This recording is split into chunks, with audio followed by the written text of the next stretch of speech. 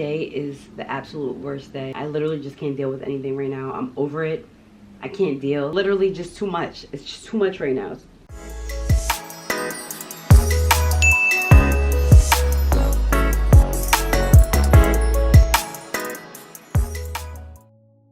So you woke up and your energy is low.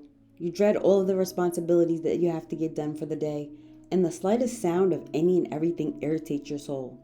This is called a bad mental health day, something we all experience from time to time, whether it comes from depression, anxiety, pain, illness, trauma, or just the struggles of life. There's no shame in it. It's normal. Some days are easier than others, but those hard days can make you feel completely doomed. As for myself, I have the pleasure of dealing with constant anxiety on a daily basis. Sounds fun, huh? These days are especially challenging to cope with, especially when we don't feel mentally strong enough to fight them off. Over time, I started to face my issues head on and take control of them, instead of allowing them to take control over me. So here's a few tips that have helped me along the way. The first thing that I had to do was accept and acknowledge that I'm having an unhappy feeling or emotion. I've come to the realization that not every day is going to feel like I won the lottery. I wish that was the case, but I understand that even though today isn't the best of days, it doesn't mean tomorrow won't be better. Allow yourself to feel, even if it breaks you down. Crying can be draining, but it's also a relief. Crying doesn't make you weak. I used to become so consumed with dark thoughts that nothing could help, being that my initial feeling was so dark, or so I thought.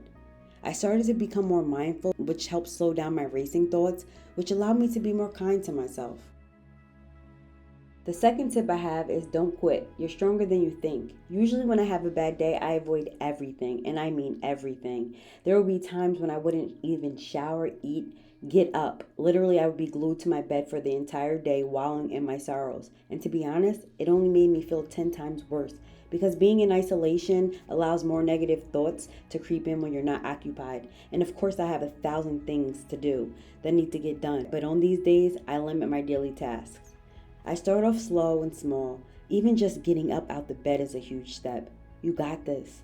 Opening my shades to let some sunlight in usually gives me a sense of relief, and I'm forced to even make my bed. But after I'm done, I feel a whole lot better. And just when you didn't think you could do it, you did it. Look at you. You're amazing.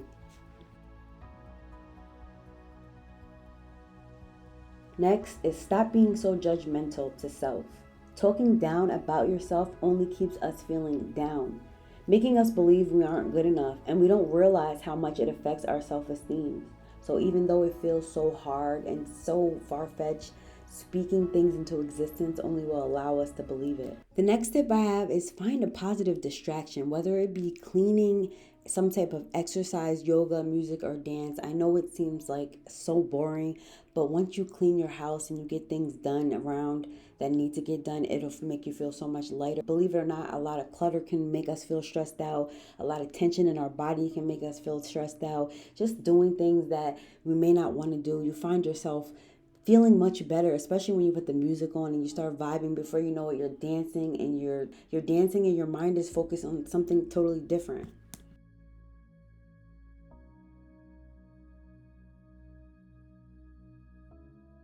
How about taking a nice warm bath, light a candle? I know this doesn't sound as exciting as sleeping the day away, but trust me, it makes a difference. Usually when I avoid something the most, I know I should actually be doing it.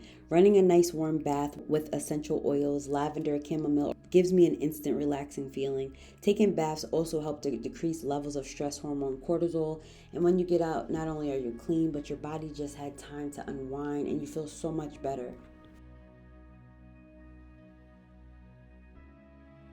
This tip is really important to make sure to be hydrated. If you're not going to eat, you want to make sure that you have enough water or any type of liquids in your body so that you don't feel weak, even though your body's feeling and telling you otherwise. So I always make sure to drink water if nothing else, and try to make your favorite meal or cook something that you really love. Just whatever, something that you don't normally make, but it's your favorite. And if you don't feel like doing that, then I say just have a cheat day and get every snack that you want and just indulge in it.